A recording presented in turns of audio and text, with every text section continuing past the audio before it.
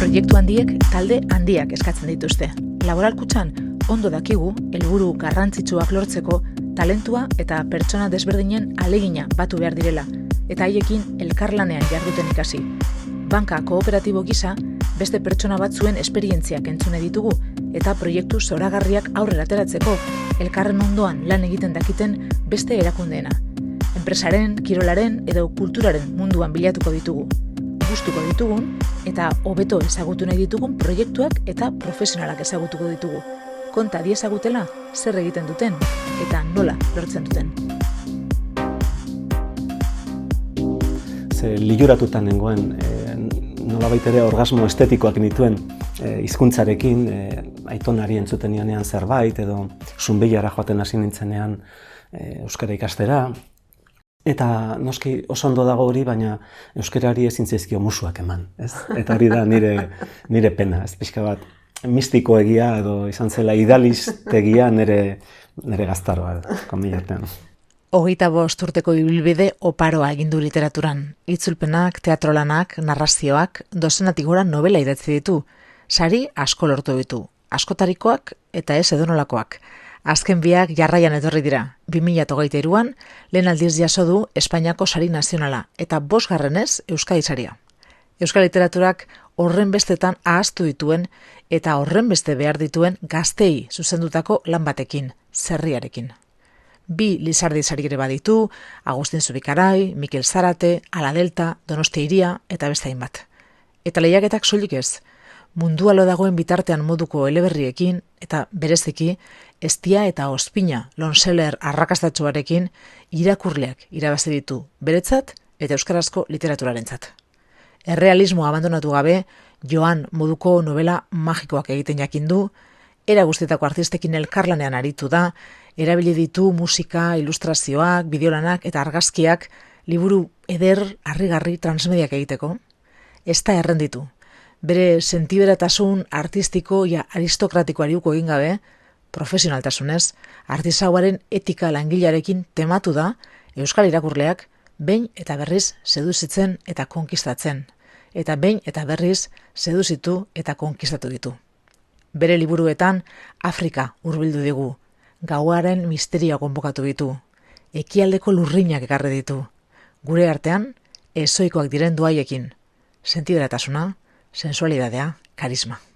Idazten duena irakurtzea bezain plazer handia da, literaturaz, bere ofizioaz eta bere bizitzaz hitz egiten duenean esaten duena entzutea. Gaztetan, ia erabat galdutako euskara berreskuratzea erabaki zuenean, Patxi Zubizarretak ziurrenik ez zuen imaginatzen, baina denborarekin, bere arbasoen hizkuntza zaharrean idatziko zituen euskal literatura garaikidaren orrialderik ederrenetako batzuk. Euskara gure belaunaldiko askok bezala galdu egin genuen. Hau da, nire aitonak, atango aitonak, ez zekien gaztelaniaz, eta momentu batean nik ez nekien euskeraz, ez nekien erantzuten. Ulertzen nion, baina paga hunditzen zidan, eta euskeraz egiten baldin manuen. Beraz, zer afektiboa izan zen. Eta literatura behar bada bai, baina nik nire egunerokoak idazten nituen, nire diarioak, eta ez dakit behar bada ordizian jaio nintzelako, ez dakit nola esan, gatazka oso pilpilean zegoen, ez da? Trenbidearen parean bizi nintzen, beraz barrikadak, errepide nagusiaren parean bizi naiz, edo bizi ginen, beraz barrikadak, kuartela, Guardia Zibilarena, giro hura, deskubrimentu bat izan zen, nolabait ere analfabetoa sentitzen nintzen historiaren aldetik. Dentistaren gana joaten hasi nintzenean Hendaiara deskubritu nuen ura ere Euskal Herria zela, beraz eskolan justu kontrakoa adierazi ziguten, ez da? Gipuzkoa zela Espainiako probintziari txikiena. Horren deskubrimentu bat izan zen eta nire ustez nire baitara etortzeko bidea izan zen. Patxi Zubizarreta 1984an jaio zen, orduko Villafranca de Orian, geroko Villafranca de Ordizian eta oraingo eta betiko Ordizian. Baina berak gogoratu duen moduan, italiar batek Nicolao Landutxiok euskarazko lehen hiztegia argitaratu zuen lekuan bizi da. Azaroko goiz gris honetan, oraindik gauaren iluntasuna eta goizaldeko behelainoa astintzeko energiarik izan ez duen hirian, Gasteizen. Bertan topatu zuen beste giro bat, beste Euskal Herri bat, eta beste askatasun batzuk dio. Bertan bukatu zuen Euskal Filologia eta bertan hasi zen idazten. Bere belaunaldikide guztiek bezala ikasi zuen literatura egiten, irakurriz, klasikoak estudiatuz eta bere kabuz. Unibertsitatean ja hemen Gasteizen nengoela ja atera nuen lehendabiziko novela txarra, baina txarragoa. Baina, hain zuzen ere horregatik, mozkorraldi horretatik nekez ateratzen delako gero zeo zer txukuna, ezta? Baina bi gauza esan ditzaket, bat, orduan egin nuela Afrikako deskubrimentua nolabait esateko, Marokora autobus batean, litera autobus batean joan nintzelako bakarrik, eta Maroko osoa ibili genuen. Horrela izan Orduan, bai, asko markatu ninduen bidai hark, asko.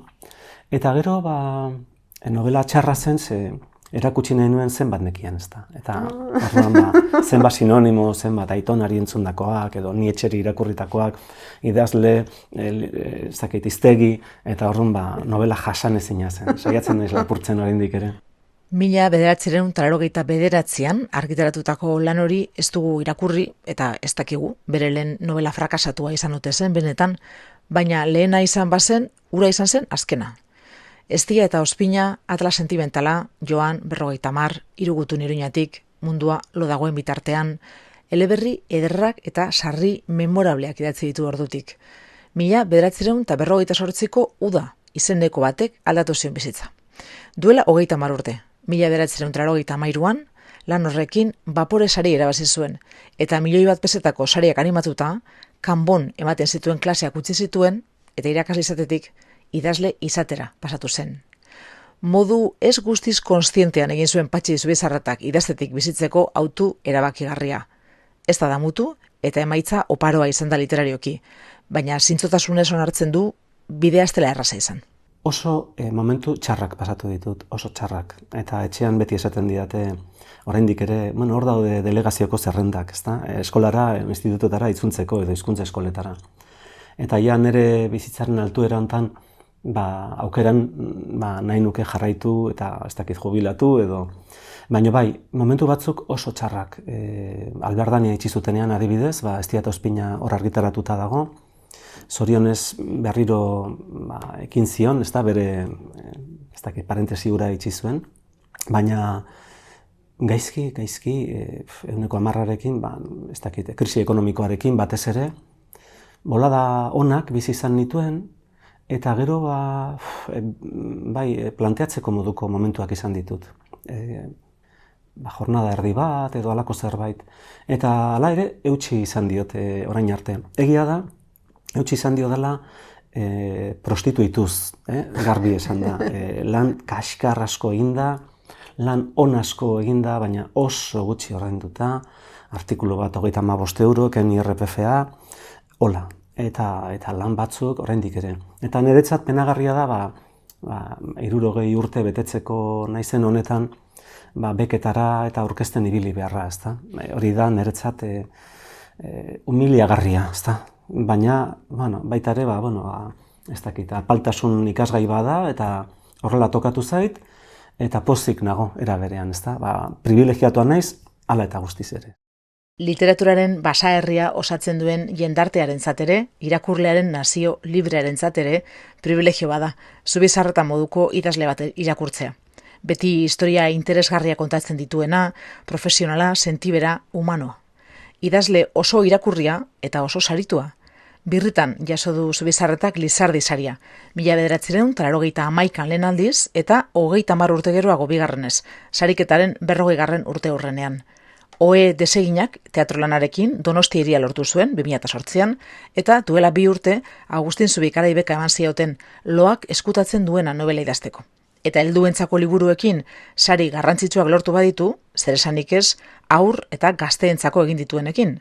Bapore, Ala Delta, Labaien eta Mikel Zarate sariketak irabazi ditu, 5 Euskadi sari eman dizkiote eta narratiba sari nazionala.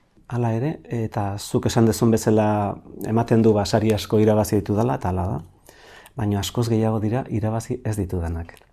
Beraz, eta adibidez, Espainiako nazionalean zenbaitetan egon naiz finalista, Eta goratzen naiz batean, oso hurbil egon nintzela eta Elbira Lindok irabazi zen Manolito Gafotasekin, ezta? Da, behitu, hori ere zaila da baloratzen.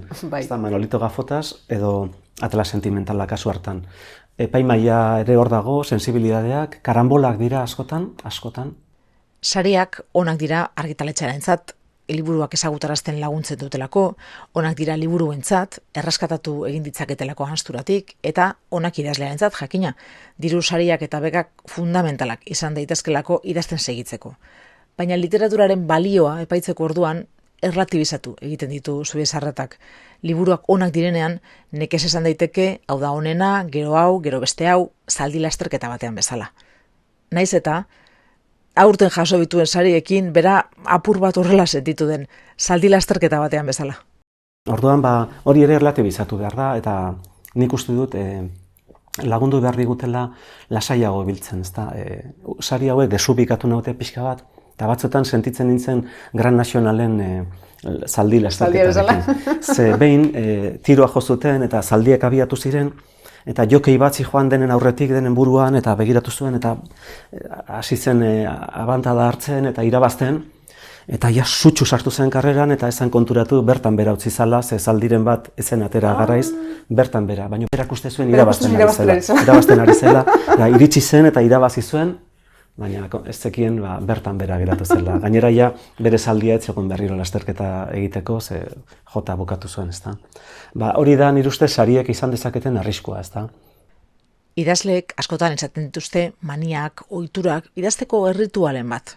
Zubizarretak badu berea. Eskuz idazten du, kaligrafia liluragarriarekin. Etxetik kanpo beti, ahal dela liburutegi batean. Azken aldian, Ignacio Aldekoa kulturetxekoan. Liburu zinguratuta, eta jendez, bereziki jendez inguratuta idaztea, gustatzen zaio. Baina edozein tokitan idatzi dezaket, ez baldin badago reggaeton edo bisbal edo zera musika. Eta batez ere, makina tragaperrazik ez baldin badago, ze horri deskonzentratu egiten naute. Baina bestela berdin zait, gainera idazten ari naizela begiratzen dut kafetegi batean eta aitona bat nola ligatzen hasten dan kamarerarekin, ze grafiti dauden komunean, erlatibizatzen dut idazketaren momentua, behar dut nire txokoa, eta gainera askotan ordu eta erdi baino ez dut idazten. Beraz, denbora gehiago pasatzen dut irakurtzen, itzultzen, ez dakit, pelikulak ikusten, antzerkira joaten, eta hori bai, behar dut papera, eta behar dut luma. Mont Blanc luma txiki bat daukat, politikariek erabiltzen dituztenen oso desberdinaz, haiek oso lodiak, oso garestiak. Nereak balio ditu 200-300 euro, garestia da, nire betiko ametsa zen, beti txar-txarrak erosten dituen, eta tintontzia daukat, horren injekzio bat bezala enbolo baten bitartez kargatzen dut, eta horren paperonean idazten ari naizenean, entzun egiten dut, gras.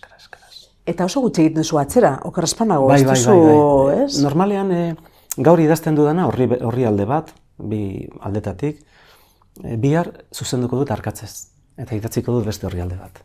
Orrialdez orrialde egin du Patxi Zubizarretak literatura eder bat, bizitzaren plazerak, bere estiak sarretan ospatzen dituena, bere doloreak, bere ospina, behin ere ahaztu gabe. Begirada poetikoa dauka, plazer handiz irakurtzen den estilo sofistikatua eta euskararen ezagutza estonagarria. Baina bere liburuetan gauza kontatzen dira, ez dira erakustaldi formalak. Hizkuntzak harritu egin gaitzak liluratu, orditu, baina ez du trabarik egiten. Gustu ona dauka, barrokismoak saihesteko, sentiberatasun handia, belarri fina eta belarrirako idazteko gaitasun handia. Ekialdeko literaturaren miresle errenditua, saiatzen da irakurleen belarrirako idazten, zentzumen guztiekin eta zentzumen guztientzat. Xerezaderen beste doaietako bat ahozkotasuna da, ezta? Nire testuak askotan irakurtzekoak dira, ahots hori entzutekoa da, ezta? Uste dut oso importantea dela, irakurleak ahots bat dauka. Hori lagun batek komentatzen zuen, ezta? Bere alabak esaten zion, institutora aldatu zenean, eta orain ez dut entzuten ahotsik liburuak irakurtzerakoan, ze lehen txikitan entzuten zuen ahots bat, tengabe. Eta institutuan ja hasi zenean lantzen egitura, metaforak, simbolismoa, utzi egin zion, ja, ez zeukan xarmarik. Nire ustez ahots hori oso importantea da. Eta gero mundu arabiarrak eta Xerezadek lagundu diate ikusten Europako literatura oroar oso gauza edarrak daude noski, ezta. Baina oso arrazionala dela, ezta. Oso kartesianoa pentsatzen dut beraz banaiz, ez. Eta gure liburuetan akotazioak dira, erantzun zion, argudiatu zuen, konkluditu zuen, segitu zuen, eta Nagin Mahfouz irakurtzen duzu eta esaten du, zatoz ona, desiozko begirada josizian. Begiak hitz egiten dute. Hau da, gehiago da, sentitzen dut beraz banaiz, haserretzen naiz beraz banaiz, izerditzen naiz beraz banaiz, zentzumenak dira bilatzen ditudanak, eta koloreak. Sarrik ere esaten zuen euskal literatura urte askoan txuri beltzekoa izan zela. Eta orduan Patxiku Perurenaren koloreak euskal usadioan liburua, koloreak nola landu, nola... Bai, oso, uste dut, sensualidadea, gaietan ere bai, gustatzen zait. Eta, ez dakit, literatura arabiarra zentzu hortan, Fatima Mernissi, Nagin Mahfouz bera, Abdelataya... Usaina ditu, ez? Usaina, bai. Idealizatu gabe, zenbait gauza, ez ditut gogoko, edo han ere, joan izan izenean, zenbait gauza, ez dakit, espantagarria zaizkit, ez da hemen bezala, ez? Marokon bertan daukaten sistema politikoa, ez? Baina gero nire esperientzia oroar oso ona izan da, eta ez dakit, oso aire hori ekarri nahi nuke gurera. Azken 50 urteotan mundu guztiko tradizioekin aberastu da euskal literatura. Sarreren Handiak Kamelot eraman du Durangora, Atxagak Hamburgo eman dio Obabari, Juan Mari Irigoyenek Gipuzkoan sortu zuen Babilonia. Patxi Zubizarretarekin Afrikako iparraldera joan da euskal literatura, Asia aurkitu du, ekialdea sortu zaio, Zokoa sor diogu, Sultanaren jauregia eta bere emazteen arena. Eta beste zerbait oso importantea, gehiegitan ahaztu dugun publiko batekin akordatzea eta haientzat idaztea. Patxi Zubizarretari irakurle gazteak sor dizkiogu. Geroko irakurleak dira, eta orduan nik uste oso gauza edarrak egin ditugula, Maria Landaren gandik hasita, ez da, Angel Ertxundi, Jose Antonio Ormazabal, eta gero, segida bat eman diogula horri, baina ez dakigula nola asmatu, ja DBH-era pasatzen direnean, zer idatzi hor, nola engantxatu, nola ez da bat erresa, nola entzunarazi ahots hori, orduan hor irakaslearen konplizidadea dago, ze testu okeratzen duen, nola transmititzen duen testu hori.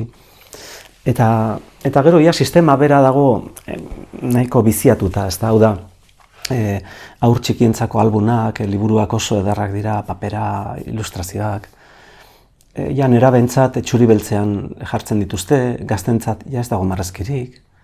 Orduan, ez dakit beti dago komikia, noski, baina uste dut hankamotz gaudela bai originalen aldetik, bai, ez dakit, proposamen desberdinen aldetik, ez da, argitaletxeak ohituta daude karaktere kopuru batekin eta bildumaren ezaugarriekin, eta uste dut, adibidez, zerriarekin Porkus hori gazte literatura da, eta gehiago ere bai, baina, hola konsideratuta dago, Antxon Olariagaren ilustrazioak ditu, koloretan, naiz eta gaztentzat ez dan ilustraziorik egoten, eta gaztelaniaz aterako da Delbibesen ilustraziorik gabe. Bildumak hala eskatzen duelako. Eskatu nien eta erregutu nien behintzat azala Antxonek egitea, baina oraindik ez dut erantzunik jaso, pentsa. Beraz, bai, oso importantea da, batetik aurra zetazko papera bezalakoa da, eta edoz zer gusten du marka. Uste dut oso importantea dela. Ze marka, ze bidetan laguntzen diogun. Eta hala ere, uste dut literatura harago doala, ez da? Lehen Xerezaderen garaian, edo Jose Arratibel, edo Maili Aristiaren garaian, ipuinak kontatzen zirenean publikoa bat zan, eta hor sartzen ziren guztiak. Bakoitzak ulertuko zuen bere erara, ez da? Beraz, esaten dute, eta horrekin bat nator, aur literatura da, aurrek ere irakurri dezaketena. Hau da, nik uste guraso askok ikusten dutela, ze gauza ederrak dauden. Euren liluratuta geratzen direla eskolan dituztenean umeak, ez da?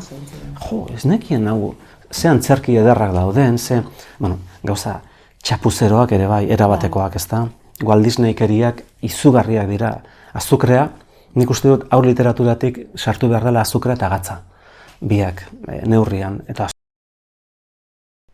Lehen ere esan dugu, bere eleberririk arrakastatsuenaren titulua esanguratsua dela. Bere ustez, bizitzak bezala, literaturak ospina eta estia behar dituelako. Dena estia bada, kontatzen duguna ez da egia, ez da benetakoa, ez da bizitza. Eta ez du balio bizitzarako prestakuntza bezala. Eta haur literatura, hori da Patxi Zubizarrataren ustez, bizitzarako prestakuntza bat, edo hori izan behar luke behintzat. Prestaketa bada, nire ustez, literatura bizitzarako prestaketa bada. Literatura bera da sostengu txiki bat, argi txiki bat. Eta bai, uste dut, banalizatzen ari dela pixka bat aurrentzako, hau da, oro har literatura bezala, ez dakit, planeta ja adibide gorena da, ez da? Baina, bai, historia eskaxak, ilustrazio askorekin, baina arrastorik uzten ez dutenak, ez da? Zetazko papera izan arren, ez da? Irakurri eta ahaztu egingo dituzte. Beraz, hor ere irakurle finak behar ditugu irakasleak, ez da? Eta konplize finak. Gazteentzako idaztea ez da erraza. Helduentzako literatura egiten duenean, idazlea bere adinaren bueltako jendeari zuzentzen zaio, eta irakurle horiekin gauza asko konpartitzen ditu. Kezkak, ardurak, ohiturak, esperientziak, iragana. Badaki bere irakurleak nolakoa diren gutxi gora bera. Baina gazteak nolakoa dira. Zer egiten dute, ze interesatzen zaie, nola hitz egiten dute. Eta nola hitz egin behar zaie. Zubizarretak askotan esan du, bi eratako berbak daudela, gauekoak eta egunekoak. Eta gazteentzako literatura egiteko, euskal literaturari gehien falta zaizkionak behar dira, gauekoak. Eta funtsean, uste dut, literaturak, Gustavo Martín Garzok esaten zuen bezala, bi hitz mota baldin badaude, eguneko hitzak eta gaueko hitzak, egunekoak baldin badira gaztakoak, olioaren prezioarenak, edo Ukraina, edo gobernu berriarenak, baina gauekoak dira obsesionak, ametsenak, amesgaiztoenak, eta heldu edo zahar, edo gazte, antzera sentitzen dugu beldurra, ezta? Min bat sentitzen dugunean gorputzean, ze izango dan, ez dakit inguruan norbait oso gaixorik ikusten dugunean. Oso interesgarria da, benetan ibilbide existentzialean literaturak... Nola reakzionatzen dugun gauza... Hori da, humorez, baita ere, ez dakit. Horregatik, nire liburuak esango nuke oihartzunez beteri daudela, ezta? Eta hor, hori Fatima Mernissi dago, Ana Gabalda dago, baina liburu batzuk, ezta? Ez idazlea bera idealizatuta, baizik eta haren Sueños en el umbral, adibidez, Fatima Mernissirena, ezta? Niretzat da, haren batean bizi izan zen emakume baten kontaketa, ez? Ez dakit, 7 emazte, aitak, eta dena itxita, ezta? Ze mundu arabiarren ere errealitatea kanpotik itxusia da, baina barrutik sekulatu jauregiak eta oasiak dauzkate, ezta? Ezakiok bezala. Marraketzen bertan, hori da, baina bilatu behar da. Eta literaturak bi gauzak egin ditzake. Izan daiteke tresna bat, kanpoko errealitate itxusia ikusi dezagun, egin diezaiogun aurre, edo sortu bitzake jauregiak geure baitan, eta palazioak geure hariman. Edertasun horretan, babestu gaitezen, eta bizitza salbatu dezagun, zerezadek bezala. Hori guztia egin dezake, eta gure gonbidatuaren ustez, hori guztia egin behar du. Ze mundutan bizigarren kontatu, eta mundu horretan bizitzen lagundu. Berako beto kontatzen du, historio zoragarri baten bidez, literatura erabilita. Zeig edo, filosofo esloveniarrak esaten zuen, hori da, gizarte esaten zuen, adibide bat, berak txiste moduan kontatzen zuen. Preso bat Siberiara bidali zuten eta lagunei agurtzeko orduan esan zien, saiatuko naiz gutunen bat idazten, ezta? Nik oso maite ditut gutunak, eskutitzat, genero epistolarra, ezta? Eta orduan, Siberiara oso egoera txarrean, kartzela oso gogorra, eta esan zien, tinta urdina erabiliko dut egia kontatzeko.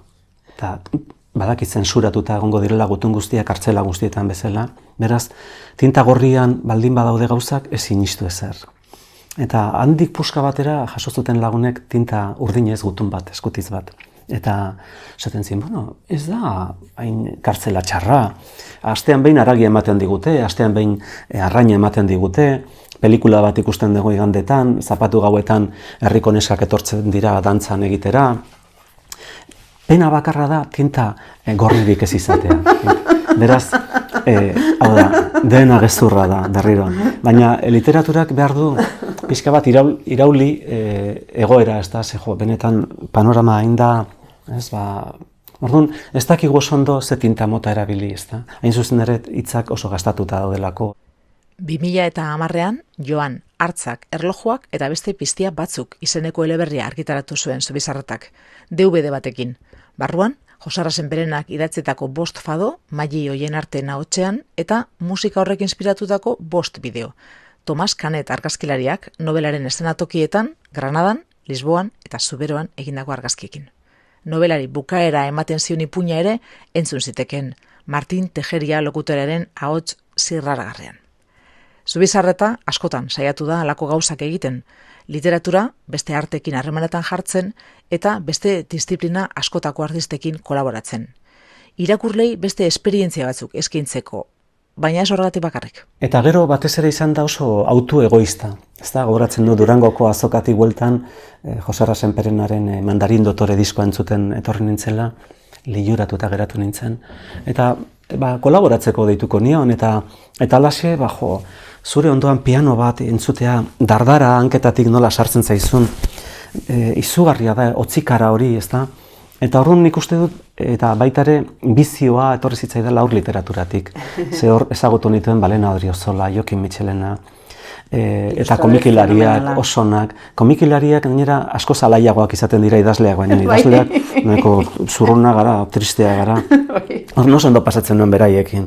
Eta parranda zan kreatiboa, eta beti ateratzen zen hurrengo liburu bat egiteko gogoa edo. Eta orduan izan da, ez dakit, berez etorri zaidan zera bat, bizio bat. Bizio posgarria hori bai, biziposa ematen dion bizio bat. Nire inguruan dabilen hitz nagusia Gaza eta Ukraina baino gehiago da jubilazioa. Jubilazioa gora. Eta ni aspertuta nago. Orduan, Antxon Lariaga ere zentzu hortan, Antxon Lariaga eta Antxon Valverde dira, ez dakit, bizitzeko gogoa ematen didatenak. Nik ez dut jubilatu nahi. Ez dakit. Kontuz, ez nuke Delibesek bezala esan nahiko, denbora gehiegi pasatu dut nire bizitzan idazten, ezta? Ilobak eta zituenean esaten zu, denbora gehiegi pasatu dut liburu artean. Gehiago bizi behar nuen, ezta? Hori ere ez nuke nahi. Baina hori ekarri didate. Denbora gehiegi ez gutxiegi izatekotan, baina ia ordubete daramagu literaturari buruz hitz egiten eta orain arte Patxi Zubizarreta idazlearekin egon gara. Baina badago beste Patxi Zubizarreta bat ere. Marilar Alexandre, Abdelataia, Nagin Mahfouz eta beste hainbaten itzultzaile bikaina. Printze Txikiaren eta Urrezko Giltzaren itzulpenei esker, gazte literaturaren nazioarteko erakundearen ohorezko zerrendan agertu dena. 1001 gauen gauak, Malenkonia arabiar bat, eta hain maite dituen beste testu asko itzultzen, asko ikasi duela dio. Mundu osoko testuak eta hain testu maiteak euskarara ekartzeko aukera izatea, opari bat iruditzen zaio. Bestearekiko interesa erakusten du azkenean. Eta gero dago beste alde bat, eta da nola gure obrak ere itzuli diren beste hizkuntza batzuetara. Zureak esate da. Eta hori ere oso interesgarria da. Triesten egon berria naiz, eta Polonian ere bai, Gansk hirian, ezta? Eta gure liburuak irakurtzea Eslovenian edo Korean, Hego Korean, edo ez dakit, edo irakurri ahal izatea Londresen euskeraz eta ingelesez, edo Frankfurten euskeraz eta alemanez, edo Italian, ezta? Oso aberasgarria da, oso aberasgarria. Askotan errepikatu du elkarrezketan zehar gehiegitan ahaztu egiten zaiguna. Zailtasunak zailtasun, gu guztiok privilegiatuak garela. Zentzumenekin lotzen dut nire lan propioa, baina uste dut hor ikasgai bat izan nuen eta horrek ere asko markatu ninduen. Oso gaztean nintzela ezagutunen Amaraberri eskolan neskatila bat, itxua zena. Nire liburua Baraila alfabetoan irakurri zuen. Ze pertzepzio desberdinak, ez da? Eta marrazki bat oparitu zidan, neska itxu ark, bakarrak. Berak ez zuen enararik ikusi sekula, nire liburuko protagonistak marraztu zizkidan, tipula paperean, bolirafo zahar batekin, tintarik gabe, sakatuta. Eta horren segurasko itxu batek irakurriko du hori, ondoena. Eta ara nun urteen poderioz, neska horrekin berriro harremanetan jarri nahi zen, ezta? Malenekin. Orduan, uste dut benetan, itxuak askotan gu garela, ez ditugula ikusten gauzak privilegiatua garela, oro har Europa zahar honetan, Euskal Herri honetan, eta ez ditugula preziatzen dauzkagun gauzak, lortu ditugun aurrerapenak. Orduan, bai, uste dut idazlea oro har negarti xamarra dela, eta Niko Txartek ere esaten zuen rockero zaharrak, ez daukagu eskubiderik kejatzeko. Gero bai, kejatuko gara, baino jende aurrean behintzat ez, izan gaitezen kortesak, ez da, galaiak, ez? Eta uste dut beste hitz bat niretzat oso importantea da kortesia, ez? Kortesia, ez dezagun aspertu, alegina egin baldin badu norbait guregana etortzeko, eta gu ikusle garenean edo entzule garenean baita gauza bera. Ordu betetik gora pasada, Gasteizeko Dato kaleko laboralkutxaren bulegoaren aurrean topatu garenetik, barrura sartu eta bulegoaren areto nagusiko sabaia okupatzen duen beirate ikusgarriarekin harritutan geratu garenetik. Kristalesko hormak dituen bilera gela txiki batean egon gara ordutik. Eraikinaren atzeko aldera ematen du. Norberak pentsatuko lukena baino askoz patio handiago batera. Erdian, harrezko eserleku bat ia eskulturikoa, hori ere oso handia, 2 beso, zirkunferentzia bat egiten. Leku ederra da, benetan, edertasunaren bilaketan, behin ere errenditu ez den idazle batekin egoteko, eta laburra egin zaigun hizketaldi luze bat izateko. Kortesa ez ezik, azaroko goiz honetan, Patxi Zubizarreta, profesionala, adeitsua, eskuzabala izan da. Betiko moduan.